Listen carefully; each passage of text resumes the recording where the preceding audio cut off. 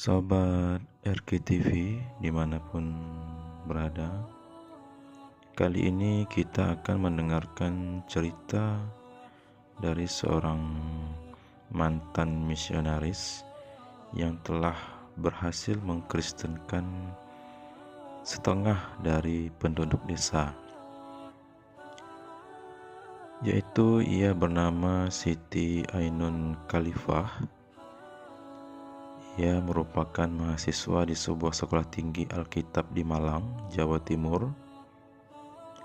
Sambil kuliah, ia menjalankan misinya sebagai seorang misionaris. Hampir seluruh desa berhasil ia murtadkan. Kemudian, ia menemukan hidayah di kandang ayam. Masya Allah. Ia mahasiswa di sebuah sekolah tinggi Alkitab di Malang, Jawa Timur. Salah satu misinya dahulu yaitu mengkristenkan hingga sebagian desa saat masyarakat di desa itu sedang bekerja di sawah, dengan melakukan pendekatan-pendekatan dengan ikut terjun ke sawah, juga mendengarkan curhatan mereka, sehingga masyarakat menjadi merasa diperhatikan, merasa nyaman, lalu masuklah ke agama Kristen. Mari kita dengarkan paparan dari saudara baru kita, yaitu bernama Siti Ainun Khalifah, bagaimana ia mendapatkan hidayah dari Allah.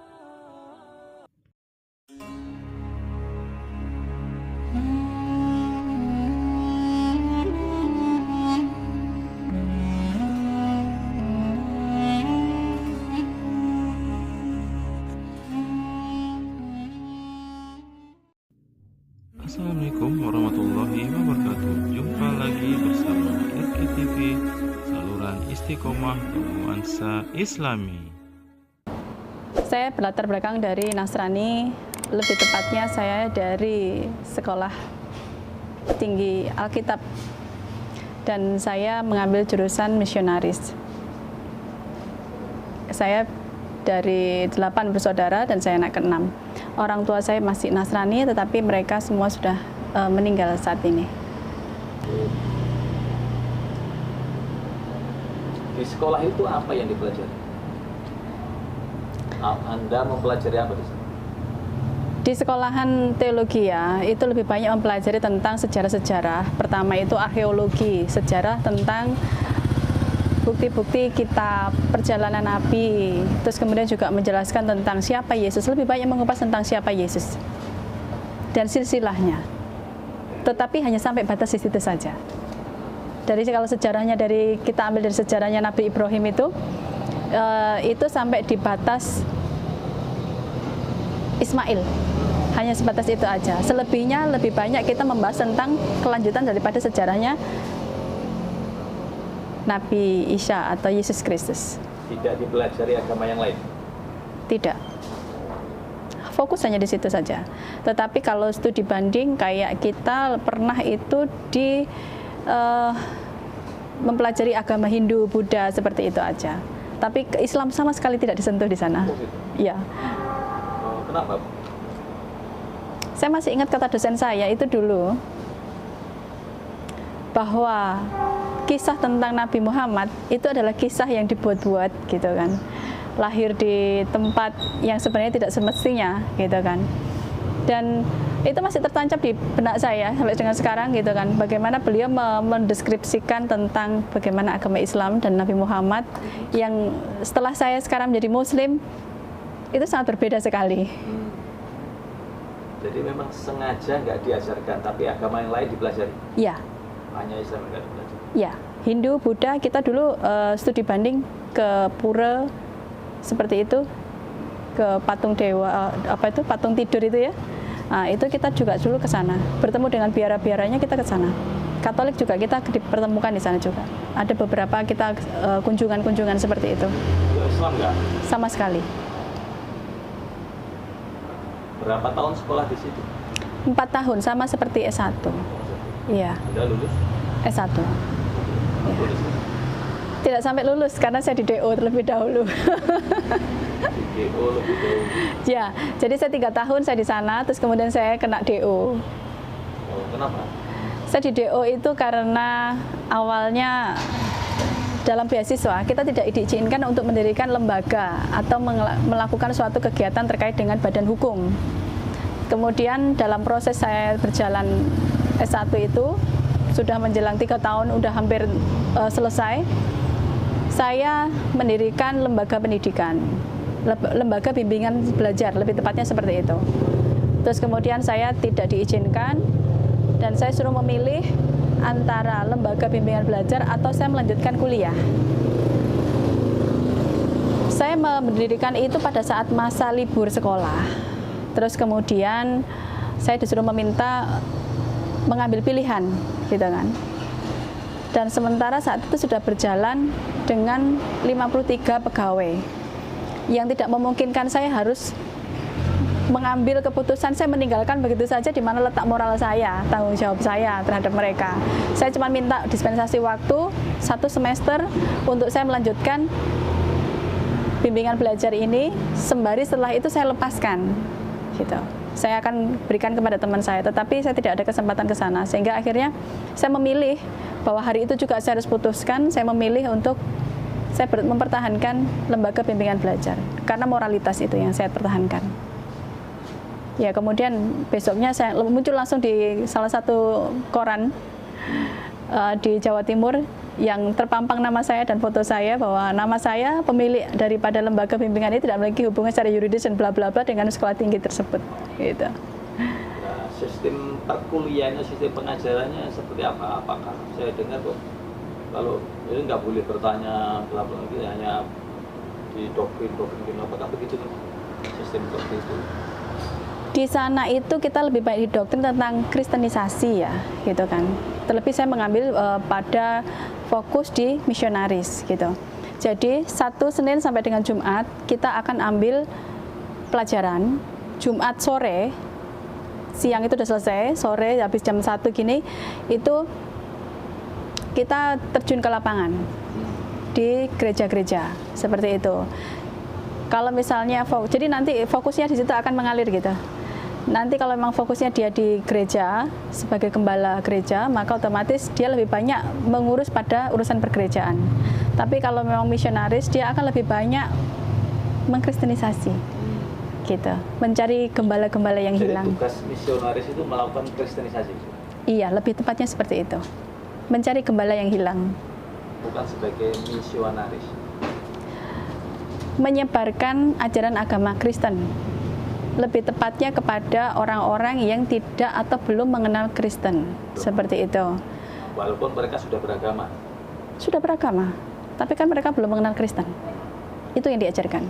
Atau mereka sudah Kristen tapi mereka tidak hilang kendali, seperti itu juga. Tapi lebih banyak kita saat itu saya lebih banyak menarik orang-orang Muslim KTP. Saya garis bawahi di sini. Saya tegaskan Muslim KTP. Karena apa?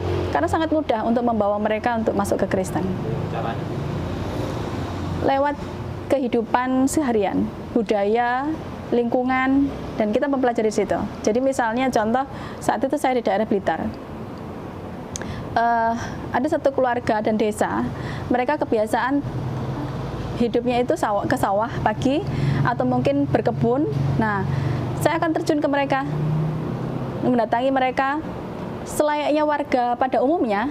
Saya akan datang dan menyapa mereka. Kemudian pada hari pertama seperti bertahap, ya, tidak langsung serta-merta gitu, enggak, bertahap. Dan itu membutuhkan waktu lumayan hampir setahun, gitu. Sampai pada akhirnya sebagian orang dari desa itu menjadi Kristen. Ya, bertahap. Awalnya pasti perkenalan, kemudian saya membantu mereka. Kita bersikap baik selayaknya kita manusiawi aja, gitu kan. Jadi ya, bagaimana budaya mereka, ya kita ikutin budaya mereka. Ke sawah, ya kita ikut ke sawah. Mereka berkebun, ya kita ikut berkebun, gitu kan. Membantu apa pekerjaan mereka, kesehariannya mereka. Dari kondisi mereka merasa dibantu, kita menerima kondisi mereka, kita mendengarkan curhatan mereka, masalah mereka kita dengarkan semuanya. Itu membuat satu celah untuk kita diterima oleh. Anda digaji sebagai misionaris dan atau dananya dari Digaji itu tidak, tapi difasilitasi iya. dalam bentuk Apa yang menjadi kebutuhan seorang misionaris? Contoh misalnya, berapa biaya kebutuhan saya, transport saya sampai ke titik lokasi, ongkos PP saya pulang, itu semua di cover. Kemudian untuk biaya makan itu semua pasti dijamin. Untuk tempat tinggal kita disediakan. Semua fasilitas kita disediakan. Jika memang ya fasilitas hidup ya. Fasilitas hidup. Artinya tidak sampai susah gitu loh. Jadi kalaupun kamu menyebarkan agama ke arah satu penjuru sana, itu kita survei dulu di sana, kebutuhan kita apa, berapa transport ke sana, berapa yang naik line-nya, mungkin naik line atau mungkin perlu motor, perlu mobil, jangkauan kemana, berapa kilo, itu semua kita jelaskan pada titik awal survei. Kemudian kita ajukan dan dana itu akan dikeluarkan setiap kita akan mengarah ke lokasi tersebut. Dan itu tugasnya 1 minggu 1 kali, Jumat sampai dengan Minggu atau Ahad siang. Selesai acara kebaktian itu kita pulang. Biasanya berapa? Berapanya itu relatif, tergantung dari jarak jauh, dekat. Yang pernah Anda terima? Sesuai dengan nilai. Di situ letak kejujuran seorang misionaris ditekankan juga. Tidak boleh kita memainkan nilai nominal. Jadi seorang misionaris itu ditekankan adanya kegigihan, kejujuran, kesetiaan, dan sosial. Bagaimana kita bermasyarakat di masyarakat tersebut. Nah, untuk kehidupan pribadi nggak ada uang. Gaji tadi nggak? Tidak tercover di situ. Kan itu kan biaya dari untuk misionaris pada saat perjalanan kan. Untuk biaya hidup itu ada lagi yang di cover. Beda tapi. Beda lagi. Jadi kalau dari ini tadi kan untuk biaya proses praktek tugas itu kita di cover sama instansi pemerintah, instansi dari sekolahan gitu kan. Terus kemudian nanti untuk biaya keseharian itu kita ada beasiswa sendiri, uang buku itu ada beasiswanya sendiri, seperti itu. Jadi setiap bulan terima berapa untuk biaya itu? Waktu itu hampir saya tidak bisa terima secara langsung karena semua transfer ke sekolahan. Gitu. Jadi segala macam urusan, saya perlu baju, ya sudah saya beli baju, berapa biaya kebutuhan baju nanti akan ditransfer ke pihak sekolah, saya ngajukan ke sekolah. Nanti ada donatur beasiswa, saya dulu dapat beasiswa dari Amerika sama Korea. Amerika. Nah itu nilai itu tidak akan tertera, nilai tidak akan pernah tertera karena nilai itu akan membatasi. Tapi berapa banyak yang saya butuhkan itu akan tercukupi. Prinsipnya seperti itu. Karena nilai itu membatasi. Jadi tidak pernah kekurangan ya? Hampir tidak pernah kekurangan. Seperti itu. Yaitu tadi, tidak ada perjanjian nilai berapa yang saya butuhkan, tapi seberapa banyak yang saya perlukan akan disediakan. Seperti itu. Artinya sudah ada yang berhasil dimurtadkan. Saya? Ya, sudah ada yang berhasil Anda murtadkan? Ada. Berapa? Kata ada itu membuat saya bukan bahagia, tapi kata ada itu membuat saya menangis. Nyur sewu ya. Ada. Kalau dibilang berapa, pernah itu saya masih ingat satu keluarga. Ini fase ke keislaman. Prosesnya gimana? Sehingga seorang misionaris betul-betul kembali arah. Saya menyukai bidang bisnis. Awalnya seperti itu. Jadi ketika tadi saya mendirikan lembaga bimbingan, terus kemudian saya hijrah ke Jakarta, saya mengelola satu usaha juga di Jakarta tahun 2004 tepatnya. Dalam perjalanan bisnis saya itu kemudian saya mengalami kegagalan dan kegagalan gitu. Saya pada akhirnya saya bertanya, ya Tuhan, gitu kan. Kalau di Nasrani itu kan kita berbicara sama Allah itu tidak menggunakan adab ya. Jadi lebih kayak kita ini sama Allah tuh kayak kita ini teman. Kadang-kadang kalau kita benci bisa marah-marah sama Tuhan gitu kan. Nah itu mungkin itu perbedaan. Setelah saya mengenal Islam itu banyak sekali diajarkan adab untuk kita menempatkan diri sebagai manusia dan siapa Allah buat kita gitu. Jadi pada saat kegagalan bisnis itu, akhirnya saya bertanya saat itu sama Tuhan gitu kan. Maaf saya pasti pakai bahasa perumpamaan di saat waktu itu. Ya Tuhan, apa yang engkau mau dari saya? Saat itu saya memang sendiri, posisi di Jakarta sendiri gitu. Dengan berbagai macam kegagalan bisnis yang saya jalani. Terus kemudian saya minta sama Tuhan, saya minta berikan saya petunjuk jika Tuhan itu masih sayang sama saya gitu kan. Hadirkan kepadaku seorang keluarga yang bisa menerima saya apa adanya. Ibarat kayak nazar ya. Kemudian saya dipertemukan, ya panjang perjalanan, pada akhirnya singkat ceritanya saya dipertemukan pada salah satu keluarga yang sangat sederhana. Bukan orang kaya, bukan orang dari keluarga terpandang juga bukan. Keluarga yang sangat sederhana, dia bukan siapa-siapa, tinggalnya di tengah pematang sawah. Bukan petani? Bukan juga. Dia hanya punya tanah, sepetak tanah yang di tempat itu aja. Tanah di sekitarnya sawah-sawah itu bukan milik dia, itu milik orang lain. Dan saya datang ke rumah dia itu lewat pematang saya cuma sepenggal 2 kaki itu aja. Saya datang ke situ, dari dibawa teman saya. Sekarang teman saya sudah meninggal. Semoga diberikan kemudahan bagi beliau. Nah, saya diperkenalkan di situ, saya dibawa ke situ dari keluarga tersebut. Awalnya ya kita perkenalan biasa. Pada pertemuan berikutnya saya merasa bahwa ada yang berbeda di keluarga ini. Seperti saya merasa diterima di keluarga tersebut, sehingga saya akhirnya meminta kepada keluarga itu untuk apakah boleh saya tinggal di sini. Gitu. Dan mereka sekeluarga merundingkan, minta waktu 1 hari, besoknya memberikan jawaban kepada saya bahwa mereka menerima. Saya tinggal di situ. Karena saya sudah berhenti dari pekerjaan saya, dari bisnis saya yang gagal, itu saya habis keluar dari rumah sakit, karena saya habis bangkrut, kemudian saya masuk rumah sakit dan saya pergi ke rumah itu. Rumah sakit apa? Membuat saya akhirnya mencari Allah, mencari Tuhan saya di mana gitu kan.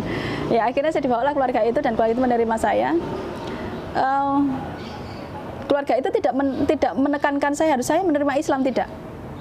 Dia hanya bilang, kamu boleh tinggal di tempat ini, tapi di sini keluarganya keluarga Muslim. Apakah kamu mau? Gitu kan?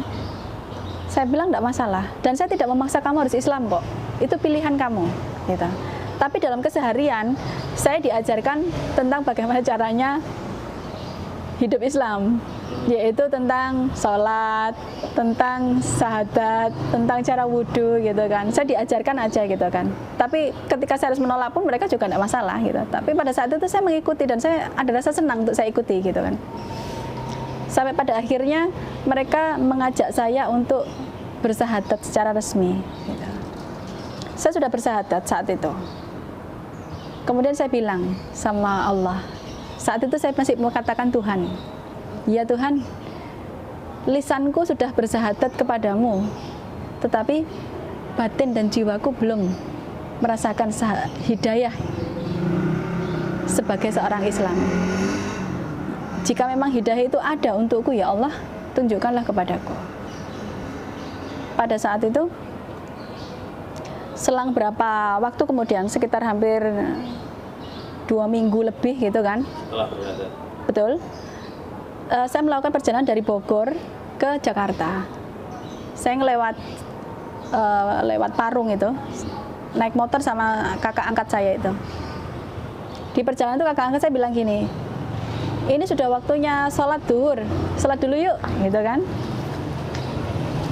Akhirnya saya sholat di situ. Numpang sholat di rumah temennya kakak saya itu. Mereka keluarga yang sangat sederhana, bekerja di peternak ayam, dan mereka tinggalnya di bedeng seng gitu kan, yang di antara ayam-ayam itu gitu. Kemudian saya sholat di sana pada rakaat yang terakhir. Di sujud saya saya merasakan ada sesuatu yang saya tidak bisa utarakan itu dengan kata-kata. Saya melihat bahwa ada satu sinar yang putih seputih-putihnya, dan saya merasakan ada satu kebahagiaan, kedamaian yang tidak terwakili oleh apapun. Hingga saat ini saya belum bisa merasakan kedamaian dan kebahagiaan seperti yang saya rasakan saat itu. Dan saat itu seperti dinyatakan dalam diri saya bahwa inilah Islam. Setiap orang berbeda, punya hidayah dan punya cerita. Tapi inilah cerita saya yang saya rasakan, dan saat itu saya mengatakan, setelah saya harus mengakhiri sholat saya,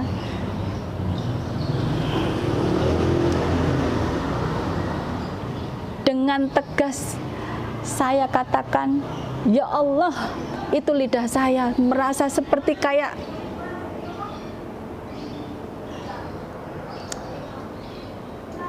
sudah terlatih, terbiasa untuk saya katakan Allah, padahal sebelumnya tidak. Untuk yang pertama kali. Untuk yang pertama kali. Dan saya katakan, ya Allah, saya Islam. Karena Allah, saya Islam ya Allah. Saya terima tubuh jiwa raga saya Islam. Saya terima hidayahmu ya Allah. Itu yang saya katakan di hadapan Allah dalam selesai saya menyelesaikan salat duhur itu. Artinya apa? Yang saya lihat di sini bahwa hidayah itu diberikan kepada siapapun, kapanpun, dimanapun, gitu. Bukan sucinya tempat yang kita gelar sajadah yang begitu warna-warni, bukan. Tapi Allah berikan hidayah. Justru ketika saya ada di tempat yang sangat kumuh, hanya seng-seng, di tempat peternakan ayam yang bau dengan tai ayam, di situ saya justru mendapatkan satu hidayah, kenikmatan yang luar biasa. Saya jalani. Saya sebagai manusia masih membutuhkan perhatian daripada keluarga kan. Sementara kan saya berangkat jauh, saya di Jakarta jauh, tidak ada siapa-siapa. Urbanisasi ya, gitu kan. Dan di situ kegagalan demi kegagalan itu membuat saya menjadi rentan gitu loh. Dan saya bertanya, apa yang Tuhan mau dari saya saat itu? Ya. Terus kemudian Anda dibawa ke keluarga itu ya? Saya menawarkan diri saya kepada teman-teman saya, kalau mungkin ada deh keluarga yang bisa menerima saya sebagai anak angkat. Alasannya itu, kalau mungkin ada keluarga yang bisa menerima sebagai anak angkat. Tapi siapa yang mau ya anak angkat yang gagal kayak saya gitu kan? Ngabisin beras nanti. Nah, proses itu tidak sesingkat itu gitu kan. Proses itu panjang gitu kan. Ya saya dipertemukan dengan si keluarga A, keluarga B dengan berbagai macam motif gitu kan. Yang pada akhirnya almarhum teman saya ini tuh menawarkan, kamu mau tak? Saya kenalkan kepada keluarga, tapi dia itu orang tidak mampu loh. Nah, kenapa kok dibawa ke sana? Karena dia tahu yang saya butuhkan bukan materi, tapi yang saya butuhkan adalah kasih sayang dan penerimaan diri saya. Karena saya masih sebagai remaja saat itu, yang usia masih 23 tahun gitu, masih membutuhkan didikan dan bimbingan gitu. Artinya apa? Bahwa sehebat-hebatnya seseorang masih membutuhkan manusia juga. Keluarga itu Ustaz? Bukan. Guru ngaji? Bukan juga. Tanya. Bukan juga. Mereka hanya sudah di tengah sawah, yang nggak punya sawah, keluarga miskin yang tidak punya apa-apa. Mereka hari-harinya mereka cuma makan dari tanaman sayuran yang di pinggir rumahnya dia. Kemudian kalau masak itu dapur masih pakai kayu itu, yang nyari batang kayu di rumah tempatnya itu di belakangnya IPB Bogor. Jadi masih ada hutan IPB kan. Nah, mereka ngambil batang kayu, ranting kayu itu dari hutan IPB itu untuk masak tiap harinya. Tapi saya merasakan luar biasa di situ. Betul sekali, bahwa harta dan materi itu tidak menjadi suatu ukuran untuk menjadikan kebahagiaan seseorang. Justru saya mendapatkan kenikmatan diri saya diterima di situ karena kesederhanaan hidup mereka dan ketulusan hati mereka menerima saya apa adanya. Dan itu yang membuat saya akhirnya melihat bahwa akhirnya membuat saya menjadi luluh untuk bisa menerima perintah mereka tentang bagaimana saya harus sholat, bagaimana saya harus ambil wudhu dan menjadikan hidup saya sebagai orang Islam. Nah, ketika bermasalah itu Anda nggak mencoba ke gereja atau mencoba di kota? Sudah. Saya sudah pergi ke gereja A, gereja B, gereja C gitu kan. Saya sudah coba ke sana, tapi Allah punya cerita yang berbeda untuk saya. Anda ke gereja ngapain?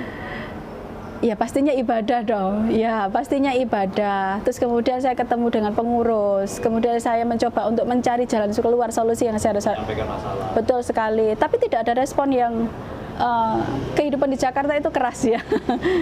Jadi lu gue deh gitu. Itu yang membuat saya akhirnya merasa tidak menemukan tempat untuk saya diterima seperti itu pada saat itu. Berarti ketika itu Anda bukan lagi misionaris? Pada saat itu saya sudah tidak lagi menjadi misionaris. Karena saya sudah saya berhenti menjadi misionaris itu ketika saya mendirikan lembaga pendidikan tadi. Ketika saya harus memilih antara saya melanjutkan studi di misionaris atau saya melanjutkan pekerjaan saya di lembaga. Alasan saya cuma satu, memilih lembaga, moralitas dan tanggung jawab, itu saja.